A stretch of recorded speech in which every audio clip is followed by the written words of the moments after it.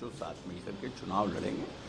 होता है ना कि हर पॉलिटिकल पार्टी के लीडर के पास वर्कर्स होता है, व्हेन ही फील्स हो जाता है, चल रहा है। I think it will get resolve today, by today it will get resolve.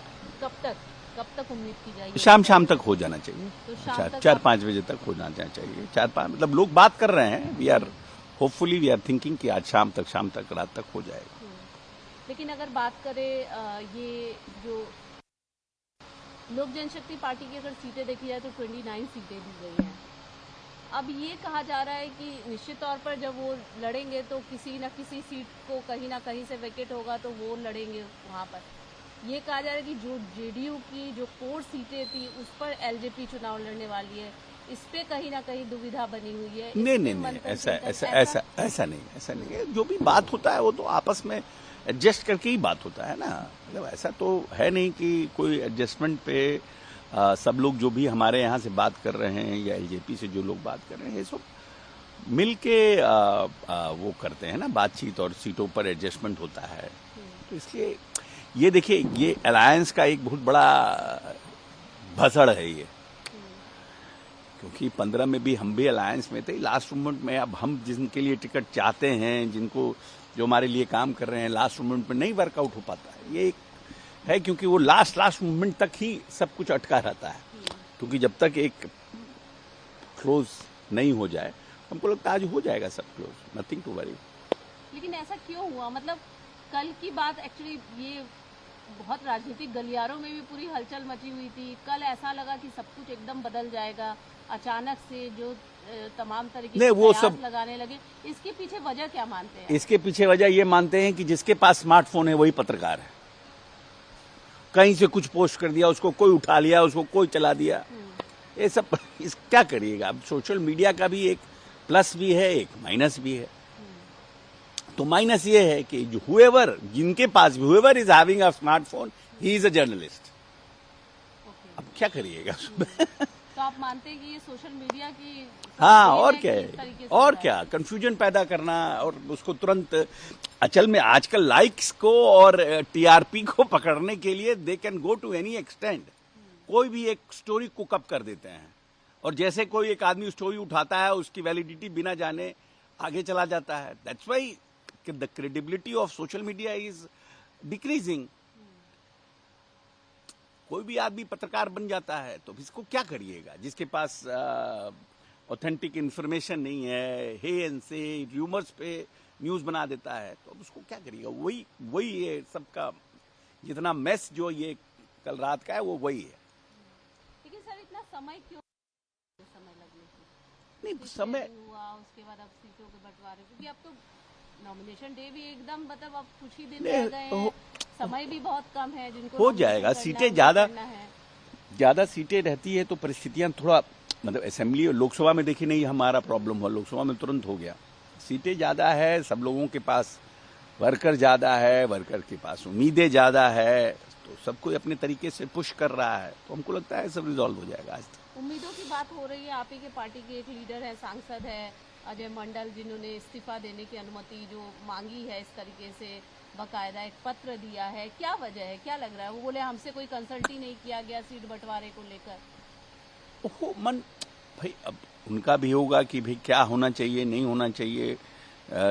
हमारा हमसे कंसल्ट नहीं किया गया, हमसे पूछा नहीं गया, हमसे थोड़ी पीड़ा होगी। लोग लीडर्स को भी तो जो उनके लोकल लोग हैं वो सब अपना चढ़ाते बढ़ाते हैं ना कि भाई आपको नहीं पूछा गया, आपको ही नहीं। तो अपना उन्होंने अपनी भावना व्यक्त की है, बात हो जाएगी, कोई बात नहीं। अजय मंडल जी पार्टी के हार्डकोर हैं। बहुत लोग इस बार भी उनको चाहता था कि उनको टिकट न मिले, फिर भी नीतीश जी ने उनको टिकट दिया, उनको जितवाया उनको। इसलिए हमको नहीं लगता दैट बहुत बड़ा इशू है वो। इस पूरे चुनाव में हमने देखा सर, कैंपेन के दौरान जिस तरीके से एनडीए को, खासकर प्रधानमंत्री को, और जो एक टैगलाइन दे दिया गया, वोट चोर गद्दी छोड़, राहुल गांधी आए, तेजस्वी यादव आए, वोट अधिकार यात्रा हुई, तमाम, फिर एसआईआर का मुद्दा बहुत छाया रहा। आपको लगता है इन सब का इम्पैक्ट आने वाले ये जो चुनाव है इस पर पड़ेगा, या वोटों पर इसका असर दिखेगा? कोई नहीं। एसआईआर का भी मुद्दा था ही नहीं। है मुद्दे को मुद्दा बनाइएगा तब ना। कोई कौआ कान ले गया, आप कौआ के पीछे पीछे भागने लगे कि पहले यू हैव टू, आप कान देखिएगा ना। तो अब एसआईआर में क्या हुआ, now there is no issue, because सबको एकोमोडेटेड है। कोर्ट मांग रही है कि भाई किनका चार्ट दिए, भाई जिनके यहाँ डबल है। अगर अब दानापुर जाइएगा तो दियर में जो लोग हैं वो भी अपना नाम दियर में भी लिखाए हुए हैं, दानापुर में भी लिखाए हुए हैं। तो वैसे लोगों को छटा गया है, तो छटना ही चाहिए जिनके पास पेपर नहीं है। कुछ जो लोग हमारे यहाँ, आप ये बताइए कि फर्स्ट, अगर there is some policy for minority in our state, in our government, तो हम अपने जो राज्य के माइनॉरिटी हैं उनको एकोमोडेट करें कि जो बांग्लादेश से आ गए हैं पहले उनको एकोमोडेट करें।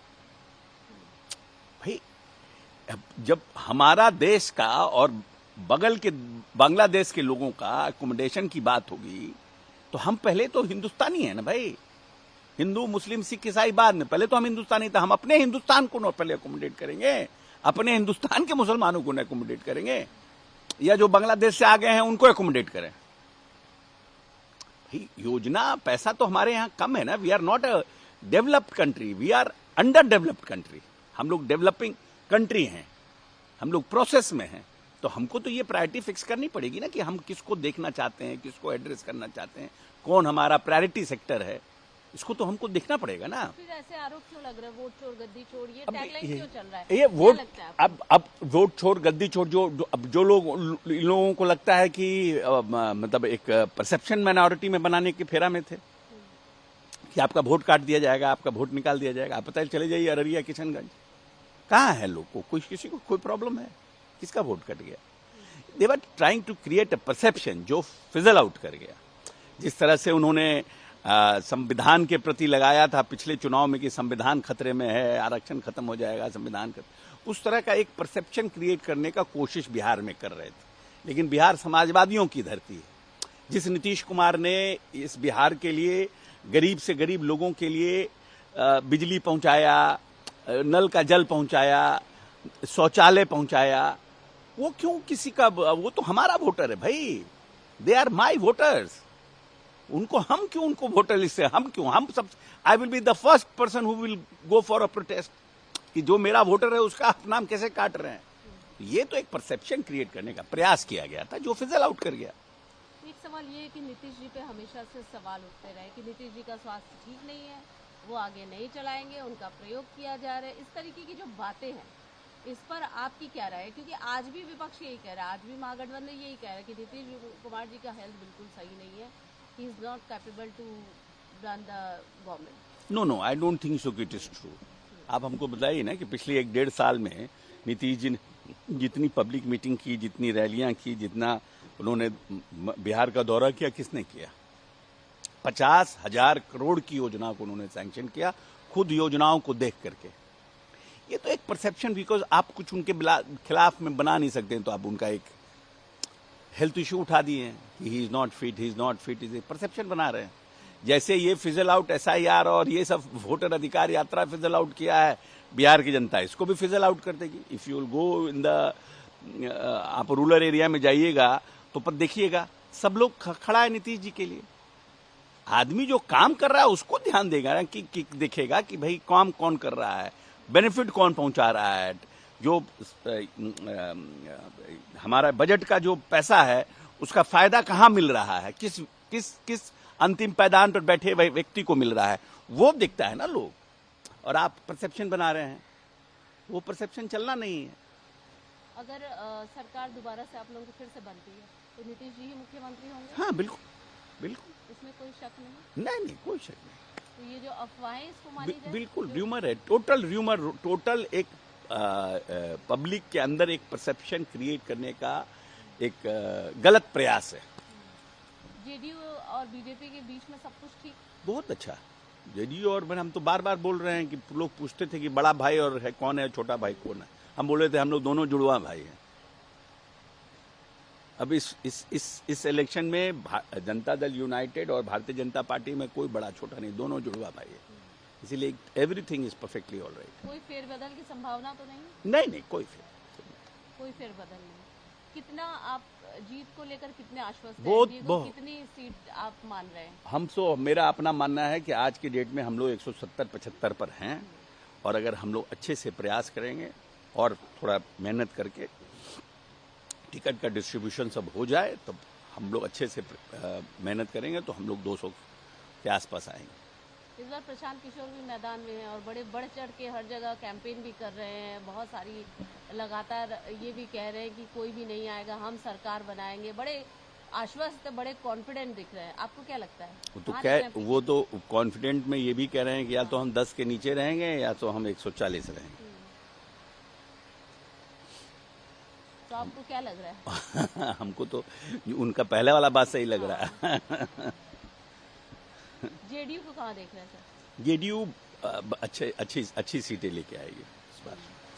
जेडीयू इस बार नंबर, अगर नंबर की बात करें तो कितने नंबर सीटें आप उम्मीद कर रहे हैं? सीटें आज बहुत अच्छा नंबर रहेगा। हमको तो लगता है कि हम मतलब जो हमारा स्ट्राइक रेट 2010 का था उसको हम लोग उसको भी इस बार तोड़ देंगे। बिहार सरकार के मंत्री हैं सर आप, और इस बार हमने देखा कि महिलाओं के लिए बहुत सारे अच्छे अनाउंसमेंट किए गए, और एक और भी बात है कि महिलाएं जो है हर चुनाव की दशा और दिशा बदलती है। आपको लगता है कि महिला वोटर्स यहाँ पर भी आप लोगों के साथ रहेंगे? बिल्कुल, सब इस बार तो हमारे सभी जाति धर्म में लोग रहेंगे। इवन माइनॉरिटी महिला विल गिव अस वोट, क्योंकि डेवलपमेंट जो है, विकास जो है ना, एक बड़ा मुद्दा बन गया है। क्योंकि लोग इन 5 वर्षों में ना बिहार के विकास को देख रहा है, they can visualise it. Metro, 6 lane, 125 unit बिजली फ्री, दे कैन विजुलाइज। तो उनको लग रहा है कि नहीं, जो आदमी मतलब जात के नाम पे हम वोट कर रहे हैं, बट काम कौन कर रहा है? सोलर गांव में, नल का जल, शौचालय, तो पीपल आर अंडरस्टैंडिंग। तो हमको लगता है कि उसका इस बार हम लोगों को बड़ा जबरदस्त फायदा मिलेगा, और वो जो फायदा अगर हमारे यहाँ हो गया तो हम 200 क्रॉस कर जाएंगे।